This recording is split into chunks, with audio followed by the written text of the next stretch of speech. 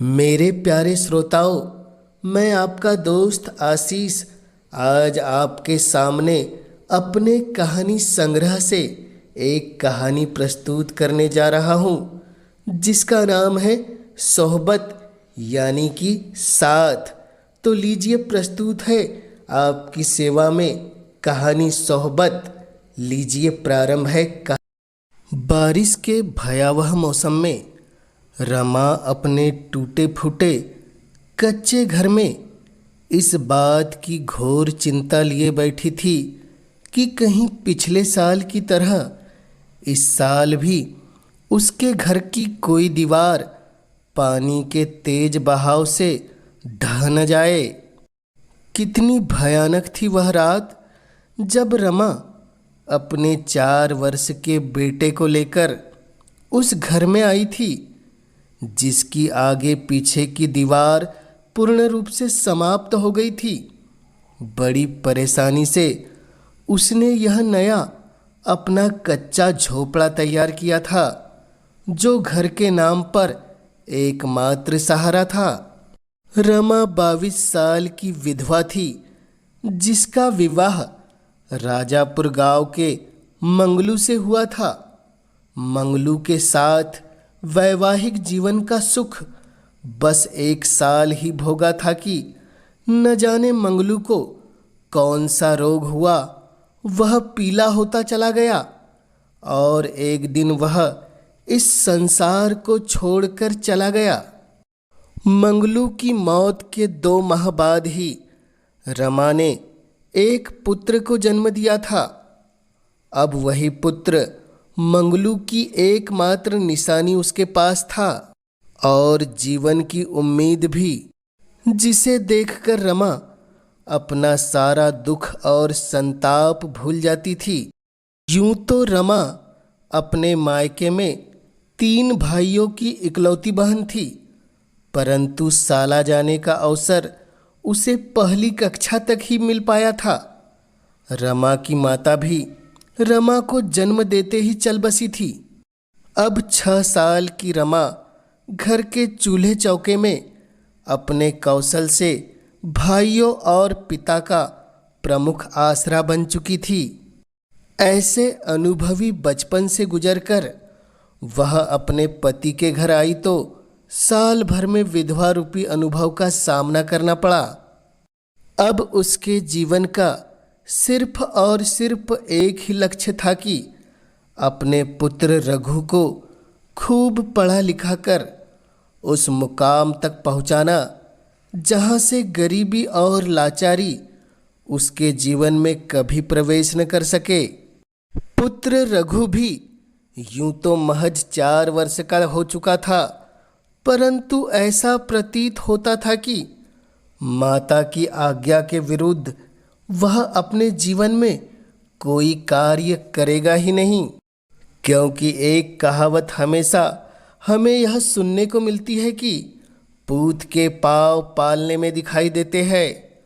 पुत्र रघु अपने सामर्थ्य के वे सभी कार्य करता जो उसके माता को सुख देते।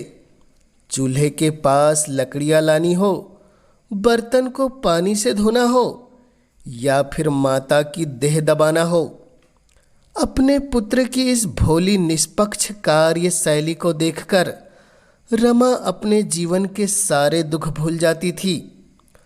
रमा अपने गांव के जमींदार के घर खेत में काम करने जाया करती थी। खेत में काम करके उसे 2 वक्त की रोटी का प्रबंध बड़ी कठिनाई से होता था। गर्मी के दिन थे। रमा रोज की तरह आज भी ठाकुर गुलाब सिंह के खेतों में गई थी। संयोग से ठाकुर साहब भी उस वक्त खेत में थे। उन्होंने रमा को देखकर कहा, रमा, अब मुझे नहीं लगता कि तेरे लिए खेत में कोई काम बचा है, क्योंकि अब खेतों में कोई फसल लगी नहीं है। कल से तुम खेतों में मत आना। रमा ने हाथ जोड़कर विनीत भाव से कहा, ठाकुर दादा, अगर मैं आपके खेत में नहीं आऊंगी तो मेरे घर कैसे चल पाएगा? मैं अकेली होती तो जैसे तैसे अपना जीवन गुजर बसर कर लेती। मुझे भूखे रहने की कोई चिंता नहीं है। मगर मेरा बेटा, जो बचपन में ही जीवन के अभाव को जान चुका है, उसे मैं रोटी का अभाव नहीं दे सकती। ऐसा कहकर रमा की आंखें भर आई। रमा की ऐसी करुण व्यथा सुनकर ठाकुर गुलाब सिंह का हृदय पसीजना एक मानव की स्वाभाविक प्रतिक्रिया थी। उन्होंने रमा से कहा, देखो रमा, खेतों में तो अभी कोई काम नहीं है, परंतु तुम हमारी हवेली में काम करने आ सकती हो। शहर से मेरा बेटा और बहू आने वाले हैं, साथ में मेरा पोता भी आने वाला है, तो घर में काम की अधिकता भी होगी। तुझे काम भी मिल जाएगा और तेरी रोटी की चिंता भी खत्म हो जाएगी। अगले दिन सुबह से ही रमा ठाकुर साहब के घर काम पर जाने लगी। रमा अपने स्वभाव के अनुसार घर का सारा कार्य ऐसे करती मानो वह उसका ही घर हो। साफ सफाई का इतना ध्यान रखती कि मजाल हो कि कहीं कोई मक्खी भी बैठ जाए। एक सप्ताह के बाद ठाकुर के पुत्र और उनकी पुत्रवधू अपने घर आए, जिनके साथ उनका बेटा वीर सिंह भी आया था। वीर सिंह की उम्र भी रमा के पुत्र रघु के बराबर ही थी, परंतु वीर के लिए जो सुख सुविधा उसके माता पिता ने उपलब्ध कराई थी, उसकी छाव मात्र भी रघु के पास नहीं थी। ठाकुर की बहू सुशीला रमा के कार्य कौशल से बहुत प्रभावित हुई। खास तौर पर जब कभी वीर किसी बात पर रोने लगता तो उसे वह झट मनाकर हंसा देती। एक दिन सुशीला ने रमा से पूछा, रमा, तुम अपने बच्चे को इतनी जल्दी कैसे मना लेती हो कि बच्चा तुम्हारे पास आकर तुरंत खुश हो जाता है और पुनः अपनी धुन में खेलने लगता है। रमा बोली, छोटी मालकिन, मेरा भी आपके वीर के बराबर एक बेटा है जो घर पर रहता है। मैं तो उसे कुछ कहानियाँ किस्से सुनाकर ही समझा देती हूँ। आपके वीर के पास तो इतने खिलौने और इतनी मिठाइयाँ है कि उसे तो मनाना बड़ा आसान हो जाता है। सुशीला बोली, अरे वाह, तेरा भी बेटा है, कल उसे जरूर लेकर आना। दोनों बच्चे हम उम्र है, दोनों एक साथ खेलेंगे। हम दोनों की परेशानी थोड़ी तो दूर जरूर हो जाएगी। रमा बोली, छोटी मालकिन, मेरा बेटा अगर यहाँ आएगा तो कहीं बड़ी मालकिन बुरा न मान जाए। कहाँ आपका बेटा और कहाँ मेरा बेटा, वो भला कैसे एक साथ खेल सकते हैं? सुशीला बोली, अरे रमा, कैसी बात करती हो? बच्चे तो बच्चे होते हैं। शहर में सब बच्चे एक साथ स्कूल जाते हैं और पढ़ाई करते हैं। मेरा वीर भी स्कूल जाता है। अभी उसकी छुट्टियां है, इसलिए हम गांव में आए हैं। पता नहीं वीर के दादाजी तो ऐसा कह रहे थे कि अब गांव की सड़कें पक्की हो गई है तथा गांव से भी बच्चे पढ़ने शहर जाते हैं। अगर बाबूजी ने ज़्यादा आग्रह किया तो हमें भी यहीं रहकर यहाँ के कारोबार को संभालना होगा। मैं कहती हूँ, कल तुम अपने पुत्र को जरूर लेकर आना, बाकी सब मैं खुद देख लूँगी। अगले दिन रमा अपने पुत्र रघु को लेकर हवेली में लाई। ठाकुर का पोता वीर सिंह और रघु पहले ही दिन घुल मिल गए। रघु के लिए वीर सिंह के खिलौने, नए कपड़े, पढ़ने की किताबें और नया वातावरण ऐसे जान पड़ता था कि वह कोई ऐसे नए लोक में आ गया है जिसकी उसका बालमन कभी कल्पना नहीं कर सकता है। अब वीर अपनी किताबों के पाठ रघु को पढ़ाता। रघु भी वह पाठ और नई कविता ऐसे याद करता मानो वह भी वीर सिंह के साथ स्कूल गया हो।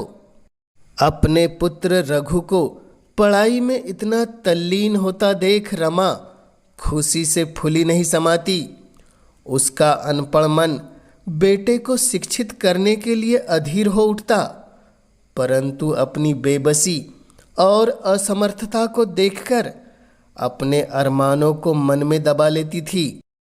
वीर सिंह को जब से रघु का साथ मिला था, वह अब अपनी साला के सभी कर्तव्य बड़े सुचारू ढंग से पूरा करने लगा। उसकी इस नई लगनशीलता को देखकर उसकी माता सुशीला बहुत प्रसन्न होती। एक दिन सुशीला ने रमा से कहा, रमा, तुम्हारा बेटा रघु पढ़ने लिखने में कितना होशियार है। मैं तो चाहती हूँ कि अब रघु भी वीर के साथ पाठशाला जाए और पढ़ाई करे।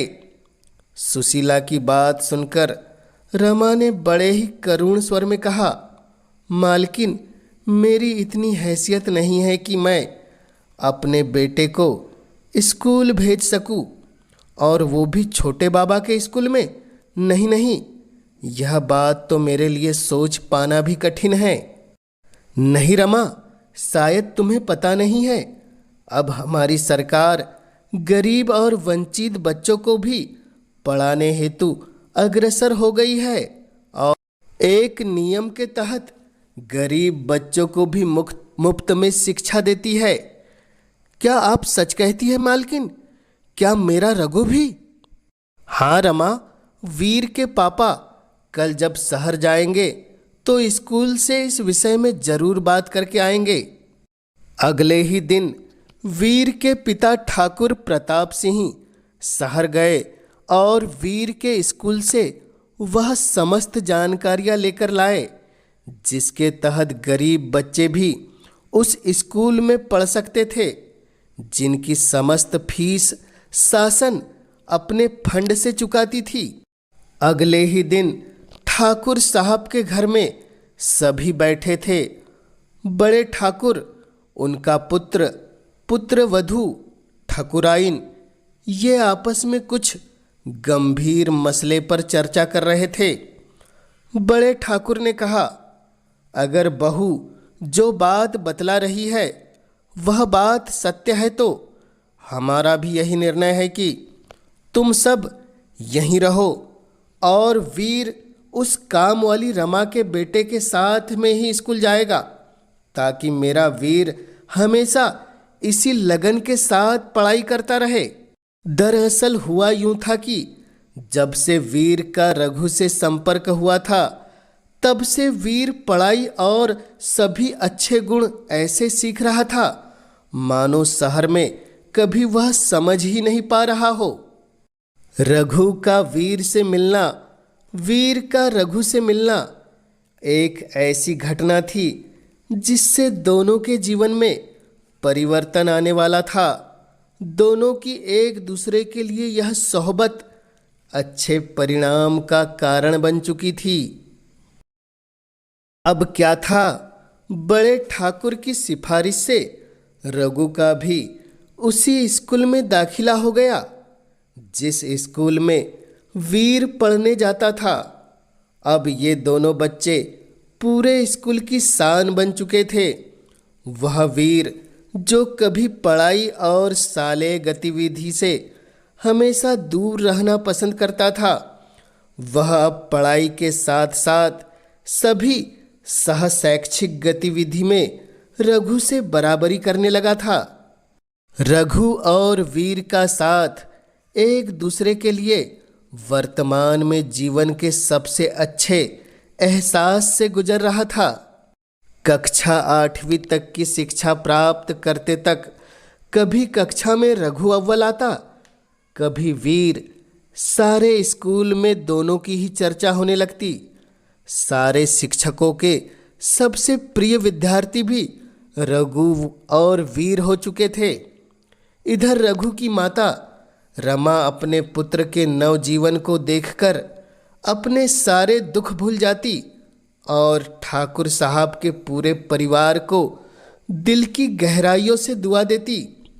उन्हीं की बदौलत उसका रघु इतने आगे बढ़ गया था। अब दोनों दोस्त कॉलेज पहुंच चुके थे। कॉलेज का माहौल और कॉलेज के नए दोस्त दोनों को प्रभावित किए कैसे रह सकते थे। आखिर कॉलेज में युवा वह सभी मस्ती करते हैं जो उनके जीवन में अंतिम समय तक एक विशेष संतोष और आनंद की अनुभूति प्रदान करता है। रघु जब भी अपने घर से कॉलेज के लिए निकलता, उसकी माता रमा एक भारतीय माता का हक जरूर अदा करती। वह अपने बेटे के उत्कर्ष को चरम तक देखना चाहती थी। उसके मन में यह भाव भी हमेशा रहता था, कहीं शहर की चकाचौंध जिंदगी रघु को अपने माया जाल में न फंसा ले। रघु और वीर की जोड़ी अब पूरे कॉलेज में मशहूर हो चुकी थी। साथ ही अब दोनों के दूसरे अन्य दोस्त बन गए थे, जिसमें 4 बहुत ही करीबी दोस्त बन चुके थे।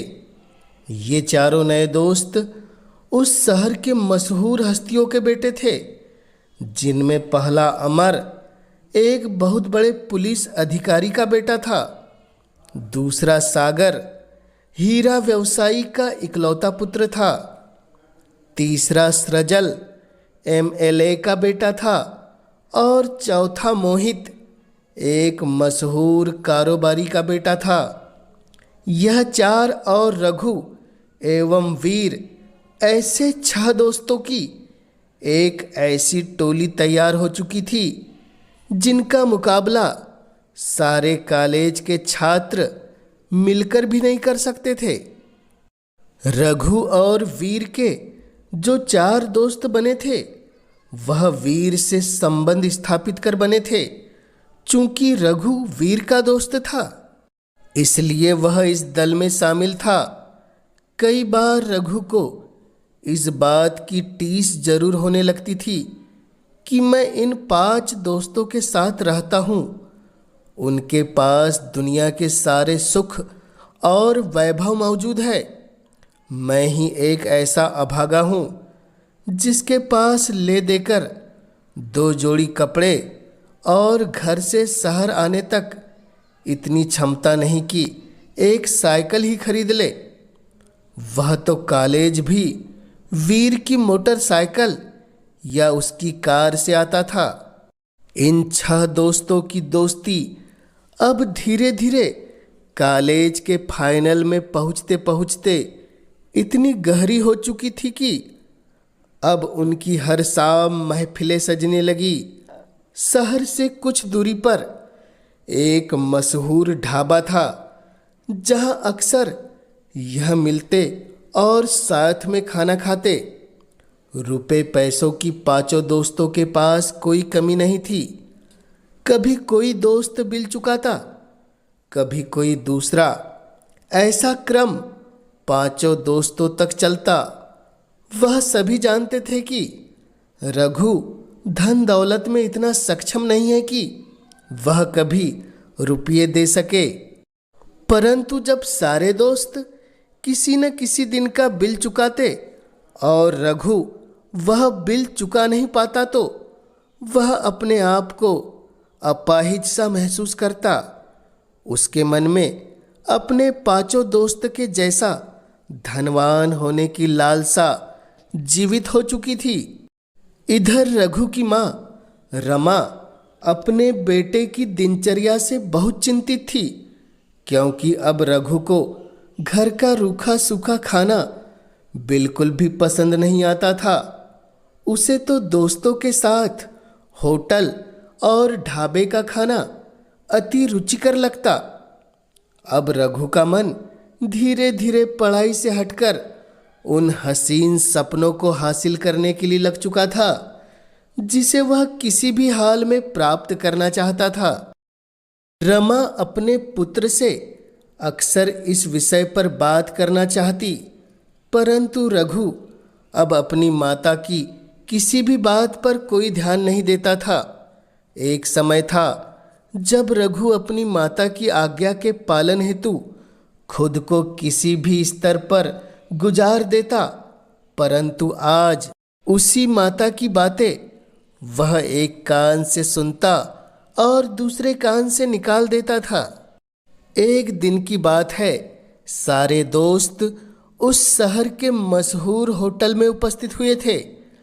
आज उनके दोस्त में एक दोस्त जो एमएलए का बेटा सृजल था, उसका जन्मदिवस था। उसी की खुशी में आज इतने बड़े होटल में पार्टी का आयोजन किया गया था। सृजल ने तरह तरह के खानों के साथ आज एक और विशेष चीज भी पहली बार मंगवाई थी, जिसे आधुनिक युग के युवा अमृत समझते हैं। जी हाँ, आप बिल्कुल सही समझे। आज की इस पार्टी में शराब भी मंगवाई थी। इसे मंगवाने की सलाह होटल के मालिक ने दी थी। अभी तक सभी दोस्त साथ में खाना खाते, परंतु कभी शराब का सेवन नहीं किया था। आज पहली बार होटल के मालिक की राय पर यह व्यवस्था की गई थी कि अगर इसका सेवन किसी ने नहीं किया तो यह वापस कर दी जाएगी। परंतु आज जन्मदिवस का मौका है, इसके बगैर जन्मदिवस का आनंद कैसे आएगा। खाना सज चुका था। अब सृजल ने अपने सभी दोस्तों को उस कमरे में लाया जहां पर यह सब व्यवस्था तैयार की गई थी। अभी तक किसी भी दोस्त को यह पता नहीं था कि आज सृजल का जन्मदिवस है। वह तो यही समझ रहे थे कि जैसे हम हमेशा बाहर खाना खाते हैं, वैसे आज भी हम इस होटल में खाना खाने आए हैं। कमरे में खाने के साथ शराब की रंग बिरंगी बोतलों को देखकर सभी पांचों दोस्त चौंक पड़े। ये क्या है? सृजल ने कहा, दोस्तों, मैंने आप लोगों से एक बात छुपाई है। आज मेरा जन्मदिन है। आज मैं पूरे 23 साल का हो गया। सभी दोस्त सृजल की बात सुनकर उछल पड़े और सभी ने सृजल को गले लगाकर बधाई दी। अब सृजल ने शराब की एक बोतल उठाकर लाई और कहा, दोस्तों, आज इस दिन की खुशी के मौके पर मैं चाहता हूँ हम लोग कुछ नया करें। हमने कभी शराब नहीं पी, परंतु मैं चाहता हूँ आज के दिन सिर्फ हम इसका स्वाद चखेंगे, क्योंकि आज तुम्हारे भाई का जन्मदिन है। अब पांचों दोस्त एक दूसरे की ओर देखने लगे। उन्हें एक दूसरे की ओर देखता देखकर सृजल ने कहा, कमॉन यार, ये कोई जहर नहीं है जो तुम इसे पीकर दुनिया से चले जाओगे। यार, यह तो हमारे लिए एक रहस्य का विषय है कि आखिर इसका स्वाद होता कैसे है और इसे पीने के बाद आखिर क्या मस्ती छा जाती है कि लोग अपने आप को भूल जाते हैं। जरा हम भी तो आज इसे पीकर देखें। अब थोड़ी देर में यह सहमति बन गई कि आज हम इस शराब का सेवन करेंगे, क्योंकि आज सृजल का जन्मदिन है। आज हम बर्थडे बॉय का दिल किसी भी हालत में नहीं तोड़ सकते और उसकी सारी बात तो आज हमें मानना ही पड़ेगा। अब होटल के एक वेटर को बुलाया गया, जिसने अलग अलग गिलासों में शराब निकाली। सबसे पहले सभी दोस्तों ने शराब के गिलास हाथ में उठाए और एक दूसरे के गिलास से गिलास टकराकर सृजल को बधाई दी और यह कहकर उस बला को अपने होठों से लगाया कि आज के बाद हमें इस बला से कोई सरोकार नहीं रहेगा। अब क्या था, जाम पर जाम होने लगे। बीच बीच में रघु को अपनी माता की बातें जरूर याद आ जाती, परंतु अब वह अपने दोस्तों की सोहबत में इतना रम चुका था कि माता की बातें अब विस्मृत हो चुकी थी। ऊपर से आज शराब ने उन यादों की परत को भी मिटा दिया था। शराब के दौर चलते चलते आधी रात बीत चुकी थी। अब सारे दोस्त नशे में धुत हो चुके थे। किसी की भी ऐसी हालत नहीं थी कि वह घर ऐसी हालत में जा सके। नशे की हालत में नींद ने उन्हें ऐसा दबोचा कि उन्हें कुछ याद ही नहीं रहा। जब आँख खुली तो सुबह के 10 बज चुके थे। सभी दोस्त अचानक उठकर बैठे।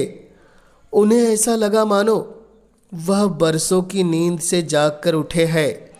सभी के कपड़े अस्त व्यस्त थे। इतने में होटल का मालिक आया और उसने बताया कि किस प्रकार देर रात तक आप लोगों ने शराब पी और यहीं सो गए। सभी दोस्तों ने अब यही निर्णय लिया कि आज हम कॉलेज नहीं जाएंगे, सीधे घर जाएंगे। सभी जैसे तैसे तैयार हुए और अपने अपने घरों की ओर चले।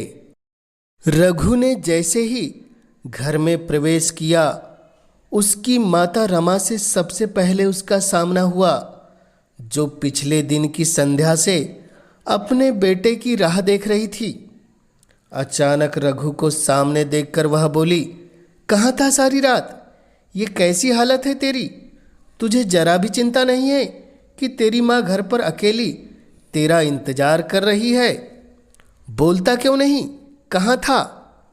अरे माँ, कुछ काम आ गया था। वो वीर के दोस्त है ना? हाँ हाँ, जो मेरे भी दोस्त है। उनके घर कार्यक्रम था, वहीं चला गया था। देर हो गई तो वहीं रुक गया, और कुछ नहीं। रात में मेरी नींद अच्छी तरह नहीं हो पाई, अब मुझे सोने दे। ऐसा कहकर रघु जाकर सो गया। रघु की यह हालत देखकर और उसके कपड़ों से शराब की गंध को महसूस कर रघु की माता को यह समझने में देर नहीं लगी कि उसका बेटा अब दिशाहीन हो चुका है और उसने शराब पीना प्रारंभ कर दिया है। अब शाम को रघु जागा तो माता ने फिर पूछा, सच सच बता रघु, तू रात में कहाँ था और तूने शराब पी थी या नहीं?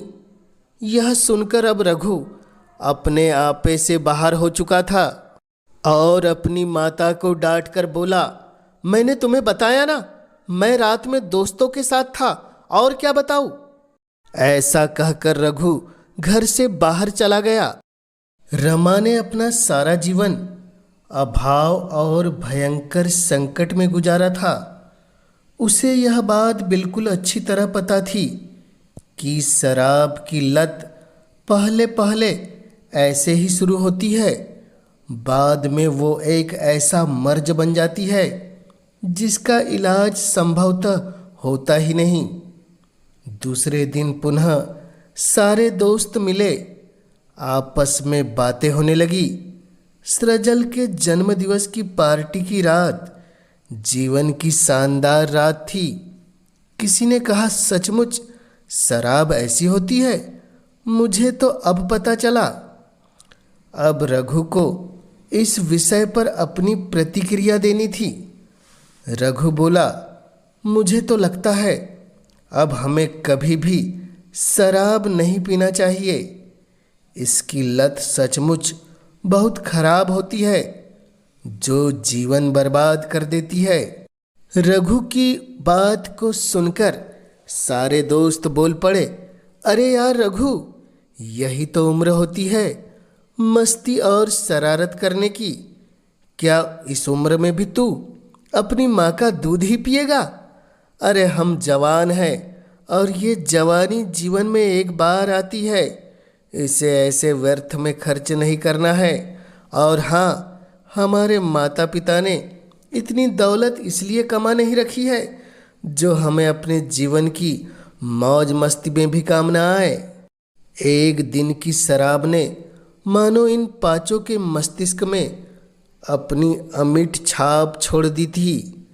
एक तरफ रघु को सारे दोस्त की बातें बहुत कड़वी लगी, किंतु कहीं न कहीं वह भी उस पल को भूल नहीं रहा था जो नशे के साथ उसने गुजारा था। नशा चीज ही ऐसी होती है जो उसे संयोग से एक बार गले लगाता है, वह हमेशा के लिए उसके गले का हार बन जाता है। अब क्या था, रोज ऐसी पार्टियां होने लगी। रुपये पैसों की कोई कमी न थी, नहीं जो कोई दिक्कत आती, परंतु अब शराब के नशे के साथ मस्ती के आलम को एक और नशा पूरा करने लगा। वह था नशीले पदार्थ का नशा, जिसे आधुनिक भाषा में ड्रग्स का नशा कहा जाता है। अब रघु पूर्ण रूप से अपने शराबी और नशेड़ी दोस्तों के साथ उनका पक्का शागिर्द बन चुका था। रघु की माँ रमा अब हर हाल में परेशान रहने लगी। उसे कुछ समझ नहीं आ रहा था। अगर वह ठाकुर साहब से यह चर्चा करती तो कहीं छोटे ठाकुर की बात कुछ और ढंग से पेश न हो जाए। इस डर से वह मन को बड़ा करके वह तमाम कोशिशें करने लगी जो एक माँ अपने बेटे को सुधारने करती है। अब कॉलेज के 3 वर्ष पूर्ण हो चुके थे। कहीं न कहीं रघु के 5 दोस्तों के परिवार वालों को भी उनकी आदतों की जानकारी मिल चुकी थी, तो उनके परिवार वालों ने अपने अपने अनुसार अपने अपने काम में अपने बच्चों को लगा दिया। ठाकुर साहब ने अपने बेटे वीर को दूसरे शहर अपनी एक कंपनी का काम संभालने के लिए भेज दिया। अब सिर्फ रघु अकेला था। रघु पूर्ण रूप से नशे का आदी तो हो ही चुका था। अब उसके दोस्तों के बगैर उसे नशा करना बहुत कठिन हो चुका था। अब वह घर के सामानों को बेचने लगा। माता कुछ कहती तो उसे धमकी देता, मर जाने की बात कहता। माता बेचारी डर जाती और हताश होकर चुप रह जाती। एक दिन की बात थी, रघु रात के समय नशे की हालत में घर पहुंचा। आज उसने अपने माँ के उन गहनों को बेच दिया था जो पूरे शिद्दत से उसने अब तक अपने बहू के लिए बचा कर रखे थे। रघु जैसे ही आधी रात को नशे में धुत होकर घर पहुंचा, माता आज उसके स्वरूप को देखकर दंग रह गई। आज वह अपने साथ शराब की बोतल भी लेकर आया था। रघु, ये क्या है? तूने सारे गहने बेच दिए और शराब पीकर आया है और साथ में यह लेकर भी आया है। बेटा, ये शराब छोड़ दे और अपनी पढ़ाई पर ध्यान दे। चल, पढ़ाई भी मत कर। जब तक तुझसे शराब छूट नहीं जाती तू घर पर ही रह, कहीं कोई काम मत कर। मैं तुझे जैसे तैसे पाल लूंगी बेटा, पर ये शराब मत पी। रघु बोला, माँ, मैं ऐसा नहीं हूँ, पर मुझे न जाने क्या हो जाता है। मुझे शराब के अलावा नशीली दवाई लेने की भी आदत लग चुकी है। माँ, आज मैंने सिर्फ शराब पी है तो मेरा सर फटा जा रहा है। मैं आज वो ड्रग नहीं ले सका। अरे क्या बात कर रहा है रघु? बेटा मेरी तरफ देख, ये क्या कह रहा है? क्या खाता है तू? अरे ये क्या क्या खाना सीख गया है बेटा? तेरे साथ मैं तेरे साथ चलूंगी बेटा, तू सुधर जाएगा। तू कभी कुछ ऐसा नहीं करेगा। मैं जैसा कहती हूँ वैसा ही करे। मैं तेरे हाथ जोड़ती हूँ बेटा, मैं तेरे पैर पड़ती हूँ। तू ये सब छोड़ दे, तू ये सब छोड़ दे। देख बेटा, तू मेरे जीवन का इकलौता सहारा है। तू आज से, अभी से ये सब चीजें छोड़ दे। रघु को इस वक्त ड्रग की आदत थी। वह अपनी नशे की पूर्ति किसी भी हद तक जाकर कर सकता था। रघु बोला, माँ, वो जो तूने उस दिन ठाकुर साहब के घर से 500 रुपये लाई थी, वो मुझे दे दे। मैं उस नशे के बगैर नहीं रह सकता। अगर वो नशा मुझे नहीं मिला तो मैं सचमुच मर जाऊंगा। माँ, वो पैसे मुझे दे दे माँ। रमा बोली, नहीं बेटा, वो पैसे मैंने घर में राशन खरीदने के लिए रखे हैं। अगर ये पैसे तुझे दे दूंगी तो कल घर में चूल्हा नहीं जलेगा बेटा। माँ, मैं कुछ नहीं जानता। अगर मैंने वो दवा नहीं ली तो मेरा सर फट जाएगा। माँ, तू मुझे वो पैसे दे दे। ऐसा बोलकर रघु उस पोटली की ओर बढ़ा जहां पर रमा ने वह रुपए रखे थे। रमा उसे रोकने तेजी से दौड़ी। जहां रमा ने रुपए रखे थे उस पोटली के पास मिर्च मसाला पीसने का पत्थर रखा हुआ था। रघु ने तेजी से पोटली उठाकर जैसे ही कमरे से बाहर तेजी से निकलने की कोशिश की, उसी तेजी से रमा उसे रोकने जा रही थी। रमा और रघु एक दूसरे से ऐसे टकराए कि रमा का सारा संतुलन बिगड़ गया और रमा बेसुध होकर पत्थर पर जा गिर पड़ी जहां उसके घर पर आज उस पत्थर ने ऐसी चोट दे दी जिससे उसका पूरा सर खून से लहूलुहान हो गया और रमा बेसुध होकर गिर पड़ी। रघु ने रमा को देखा। वह कुछ समझ नहीं पा रहा था कि क्या करे। नशे ने उसके मस्तिष्क को इतना अपना चुका था कि जन्म देने वाली माता, जो सुध-बुध में प्राणों से भी प्यारी थी, वही माता नशे में एक ऐसे अनुपयोगी सामान की तरह हो गई जिसकी उपयोगिता सिर्फ कबाड़ वालों को देखकर होती है। रमा बेसुध होकर गिर पड़ी थी। उसका सारा शरीर खून से लथपथ हो गया था। इतने में पड़ोस के सारे व्यक्ति जमा हो गए। अरे, ये तूने क्या किया रघु? तूने अपने माँ को मार डाला। पड़ोस का एक व्यक्ति बोल उठा। नहीं काका, नहीं, मैंने कुछ नहीं किया, कहता हुआ रघु रुपये लेकर घर से भाग गया। इधर पड़ोसियों ने रमा को उठाया तो क्या, उसका पूरा शरीर सुन्न हो चुका था।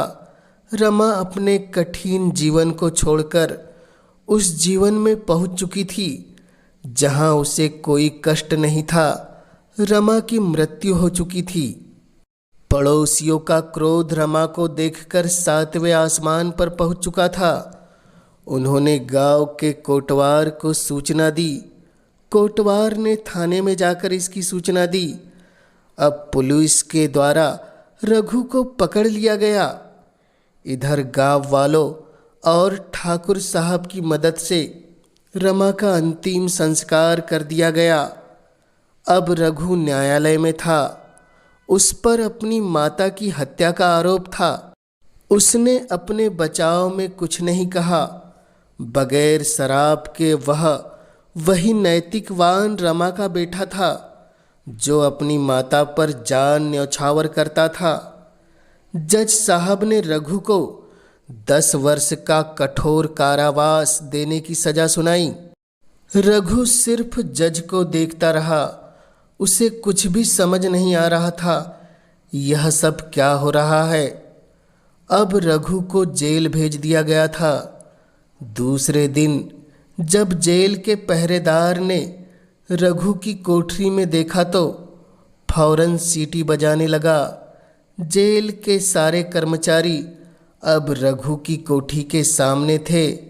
न जाने कब रघु ने अपने कपड़ों का फंदा बनाकर अपने जीवन को स्वतः ही समाप्त कर लिया था।